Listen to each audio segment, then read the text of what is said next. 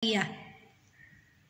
2 Tawarikh 25, Raja Amaziyah. Amaziyah berumur 25 tahun pada waktu ia menjadi raja, dan 29 tahun lamanya ia memerintah di Yerusalem. Nama ibunya ialah Yoadan dari Yerusalem. Dia melakukan apa yang benar di mata Tuhan, hanya tidak dengan segenap hati. Segera sesudah kuasa kerajaan itu kokoh di tangannya, dibunuhnyalah pegawai-pegawainya yang telah membunuh raja, yaitu ayahnya. Tetapi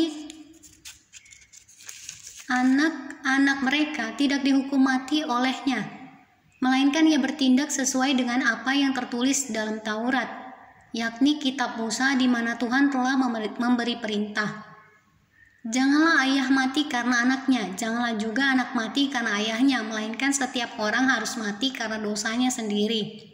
Lalu Amaziyah mengumpulkan orang Yehuda dan menyuruh mereka, yakni seluruh orang Yehuda dan Benyamin, berdiri menurut puak-puaknya di bawah kepala-kepala pasukan 1000 dan kepala-kepala pasukan 100. Ketika ia menghitung mereka yang berumur 20 tahun ke atas, didapatinya 300.000 teruna yang sanggup keluar berperang dengan tombak dan perisai. Selain itu, ia menyewa 100.000 pahlawan yang gagah perkasa dari Israel dengan bayaran 100 talenta perak. Tetapi seorang abdi Allah datang kepadanya dan berkata, "Ya Raja, janganlah tentara Israel dibiarkan bergabung kepada tuanku, karena Tuhan tidak menyertai Israel, yakni semua Bani Efraim ini. Dan jikalau mereka bergabung juga, bagaimanapun juga perbuatan dan kekuatanmu di dalam perang, Allah akan menggelincirkan engkau di depan musuh. Sebab Allah mempunyai kuasa untuk menolong dan menggelincirkan." Lalu kata Amaziyah kepada abdi Allah itu, "Bagaimana dengan 100 talenta yang telah kuberikan kepada pasukan-pasukan Israel itu?" Jawab abdi Allah itu, "Tuhan dapat memberikan lebih daripada itu kepadamu." Kemudian Amaziyah memisahkan pasukan yang datang bergabung kepadanya dari Efraim, supaya mereka kembali ke tempat tinggalnya. Maka sangat marahlah mereka terhadap Yehuda. Mereka kembali ke tempat tinggalnya dengan marah yang menyala-nyala.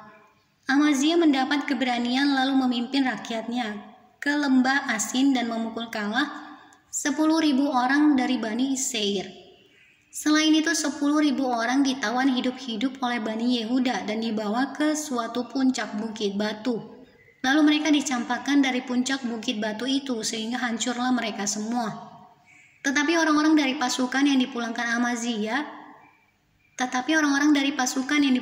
Amaziyah dan yang tidak diperbolehkan ikut berperang dengan dia menyerbu kota-kota di Yehuda dari jurusan Samaria sampai ke Bet-Horon, dan menewaskan 3.000 orang penduduknya dan merampas banyak jarahan. Ketika Amaziyah kembali setelah mengalahkan orang-orang Edom itu, ia mendirikan para Allah Bani Seir yang dibawanya pulang sebagai Allahnya. Ia sujud menyembah kepada Allah itu dan membakar korban untuk mereka. Maka bangkitlah murka Tuhan terhadap Amaziyah.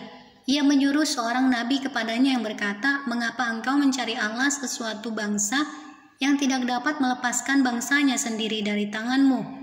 Waktu Nabi sedang berbicara, berkatalah Amaziyah kepadanya, "Apakah kami telah mengangkat engkau menjadi penasihat raja? Diamlah, apakah engkau mau dibunuh?" Lalu diamlah Nabi itu setelah berkata, "Sekarang aku tahu bahwa Allah telah menentukan akan membinasakan engkau karena engkau telah berbuat hal ini dan tidak mendengarkan nasihatku."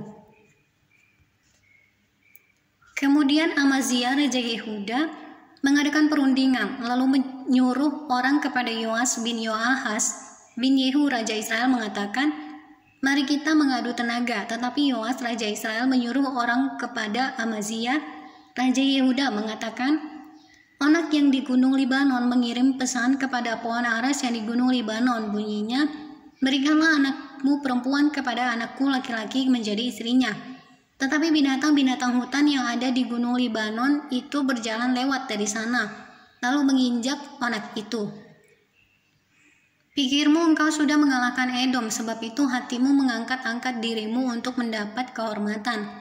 Sekarang tinggal saja di rumah, untuk apa engkau menantang malapetaka? sehingga engkau jatuh dari Yehuda bersama-sama engkau. Tetapi Amazia tidak mau mendengarkan, sebab hal itu telah ditetapkan Allah yang hendak menyerahkan mereka ke dalam tangan Yoas, karena mereka telah mencari Allah orang Edom. Sebab itu majulah Yoas raja Israel lalu mengadu tenagalah mereka, ia dan Amazia raja Yehuda di Bet-Semes yang termasuk wilayah Yehuda.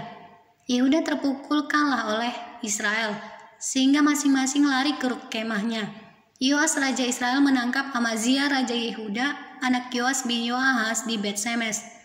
Lalu Yoas membawa dia ke Yerusalem. Ia membongkar tembok Yerusalem dari pintu gerbang Efraim sampai ke pintu gerbang sudut 400 hasta panjangnya. Sesudah itu ia mengambil segala emas dan perak dan segala perkakas yang terdapat dalam rumah Allah dan yang berada di bawah pengawasan keluarga Obed-Edom, juga perbendaharaan istana raja dan orang-orang sandera. Kemudian pulanglah ia ke Samaria.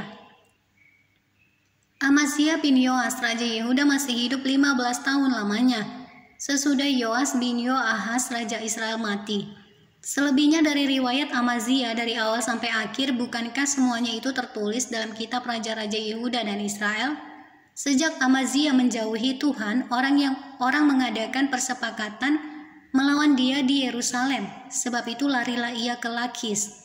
Tetapi mereka menyuruh mengejar dia ke Lakis, lalu dibunuhlah ia di sana. Ia diangkut dengan kuda, lalu dikuburkan di samping nenek moyangnya di kota Daud.